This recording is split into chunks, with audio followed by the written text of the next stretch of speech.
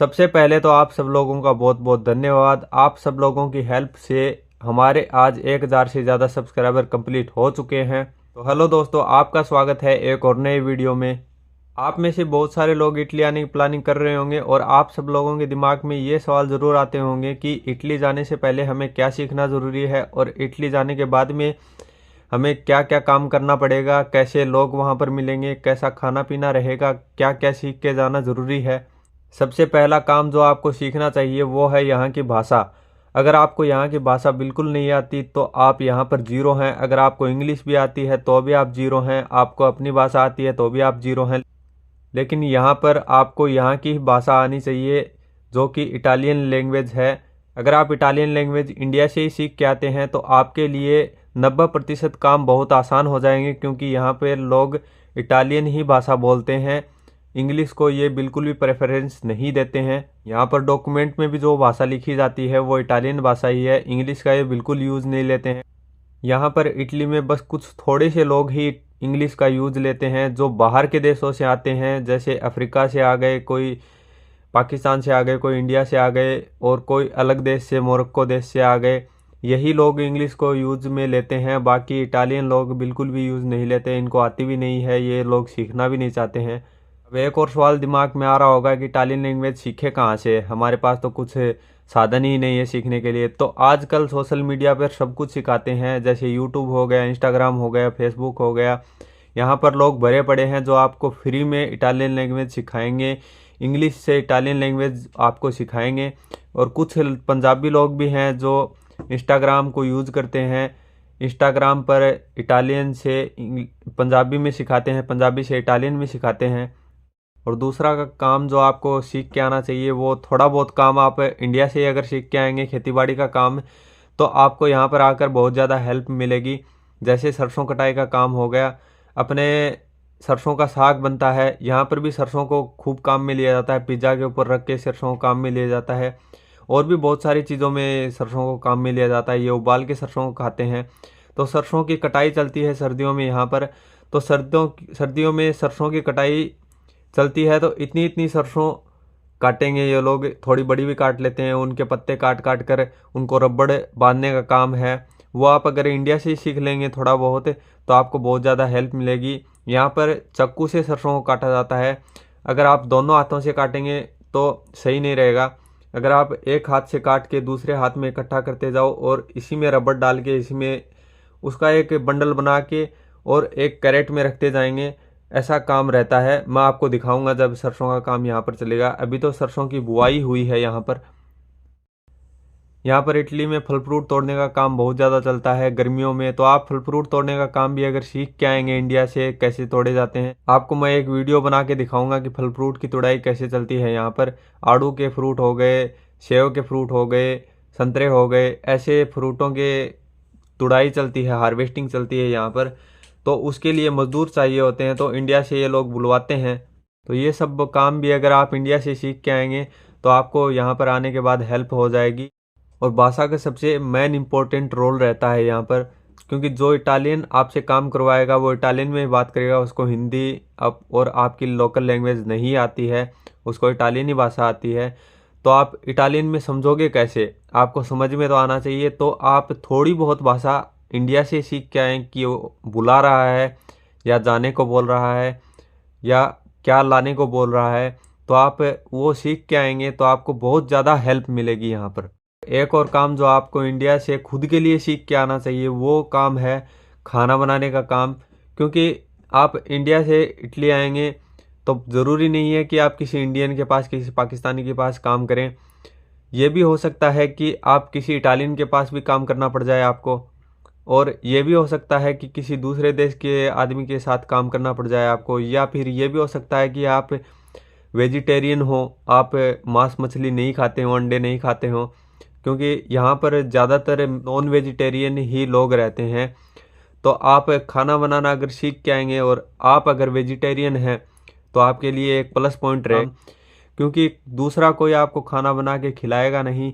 Italian अपना खाना आपको देगा तो वो आपको सेट होगा नहीं, कुछ दिन आपको अच्छा लगेगा, उसके बाद अच्छा लगेगा नहीं। कुछ ही जगहों पे आपको अकेला भी रहना पड़ सकता है, जैसे डेयरी फार्म हो गया, घोड़ों का काम हो गया या कोई और फार्म हो गया। उसके बाद आप ये सोच रहे होंगे कि इटली के लोग कैसे मिलेंगे आपको। तो यहाँ के लोग यूरोप कंट्री में, किसी भी कंट्री में आप जाओ, यहाँ के सारी जगह के लोग बहुत ही ज़्यादा हम्बल होते हैं, बहुत ज़्यादा अच्छे होते हैं। यहाँ पर मालिक भी नौकर के साथ मिलकर काम करते हैं और आधे से ज़्यादा काम तो मालिक ही कर देंगे आपको। और अगर मार्केट से कोई सामान लाना हो, मार्केट अगर दूर पड़ रहा हो, तो आपको साथ ले जाएंगे गाड़ी में बिठा के और सामान ला के आपको घर पर वापस छोड़ेंगे। जो आपसे काम करवाते हैं या तो डेयरी फार्म में या किसी और फार्म में या किसी मालिक के आप यहाँ रह रहे हो तो। उसके बाद एक और सवाल दिमाग में आता होगा कि डॉक्यूमेंट की ज़रूरत पड़ती है या नहीं पड़ती काम करने के लिए। तो डॉक्यूमेंट की ज़्यादातर ज़रूरत नीचे के एरिया में नहीं पड़ती है। अगर आप नॉर्थ के एरिया में या ऊपर के एरिया में, जैसे बोलते हैं ऊपर के साइड में अगर आप जाओगे, तो वहाँ पर मालिक ज़्यादातर ऐसे ही होते हैं जो डॉक्यूमेंट वाले बंदे को ही काम पर रखते हैं, बिना डॉक्यूमेंट वाले को नहीं रखेंगे। और वहाँ पर भाषा की भी ज़्यादा ज़रूरत पड़ती है। नीचे के एरिया में ज़्यादातर भाषा की भी ज़रूरत नहीं पड़ती और ज़्यादातर डॉक्यूमेंट की भी ज़रूरत नहीं पड़ती। बस कुछ मालिक ऐसे हैं जिनको डॉक्यूमेंट वाला बंदा चाहिए, जो पूरा लीगल रखना चाहते हैं अपना फार्म या अपना खेतीबाड़ी का काम। और रही बात पैसे की, कितना पैसा मिलता होगा इटली में, तो यूरोप की किसी भी कंट्री में चले जाओ, आपको हाई फाई पैसा ही मिलेगा, हाई फाई रेट मिलेगा। नॉर्मल जो सैलरी है वो भी आपको हाई फाई मिलेगी। जैसे आप इंडिया में अगर 10-15 हज़ार रुपये कमा रहे हो, 20 हज़ार रुपये ज़्यादा से ज़्यादा कमा रहे हो, तो उतना तो यहाँ पर एक महीने का खाने पीने का खर्चा हो जाता है। अब देख लो आप कि कितना पैसा मिलता होगा, कितना पैसा यहाँ पर लोग देते होंगे आपको। 700-800 यूरो तो नॉर्मल सैलरी रहती है। उसके बाद में 1000-1100 यूरो जो आप किसी डेयरी फार्म में या दूध निकालने का काम अगर करते हैं आप, तो उतना आराम से आपको मिल जाता है। पैसा मिलता है यहाँ पर। काम करने वाला बंदा चाहिए, काम करने वाले बंदे के लिए पैसा भी है और यहाँ के लोग भी अच्छे हैं। और अगर आपको भाषा भी आती है और आपके पास डॉक्यूमेंट भी हैं, तो आपको नॉर्थ की साइड में अगर काम मिल जाता है तो आपको 1200-1300 यूरो तो नॉर्मल सैलरी मिलेगी वहाँ पर। और 1400-1500 यूरो तो आप थोड़ा और ज़्यादा काम करके आप 1400-1500 यूरो कमा सकते हैं। और किसी फैक्ट्री में अगर जाओगे आप, किसी मैगजीन बोलते हैं जिसको यहाँ पर, मैगजीन में या किसी फैक्ट्री में अगर आप जाओगे, तो वहाँ पर आप 2-2 हज़ार यूरो, 2500 यूरो, 3000 यूरो तो आराम से कमा सकते हो एक महीने में, आप ओवर टाइम करके या कैसे भी करके। तो भाई इटली आना चाहते हो, ज़रूर आओ, ज़रूर पैसा कमाओ और किसी अच्छे एजेंट को पकड़ कर इटली में आओ। क्योंकि बहुत सारे लोग हैं फ्रॉड करते हैं, बीच में पैसा खा जाते हैं, फिर डॉक्यूमेंट भी देते नहीं हैं। जैसे अगर 50,000 रुपये ले रहे हैं, पहले 1 लाख रुपए ले रहे हैं, तो वो लेकर खा जाएंगे, भाग जाएंगे। फिर आपको डॉक्यूमेंट भी नहीं देंगे या डॉक्यूमेंट ख़राब दे देंगे, जिससे आपका वीज़ा लगेगा नहीं। तो किसी ऐसे एजेंट से आप अपने पेपर भरवाएं जो पहले से कुछ बंदों को भेज चुका हो या बहुत सारे बंदों को इटली में भेज चुका हो, अच्छे तरीके से और कम पैसा लेके। और यूरोप में सारी जगह पे ही बहुत प्यारा मौसम रहता है, बहुत ठंडा मौसम रहता है, तो आपको काम करने में कोई दिक्कत आएगी नहीं। और बहुत सारी जगहों पे मक्खी मच्छर भी नहीं होते, तो आप आराम से काम कर भी सकते हैं जहाँ पे ठंडा एरिया रहता है, पहाड़ों के ऊपर ऐसे कुछ।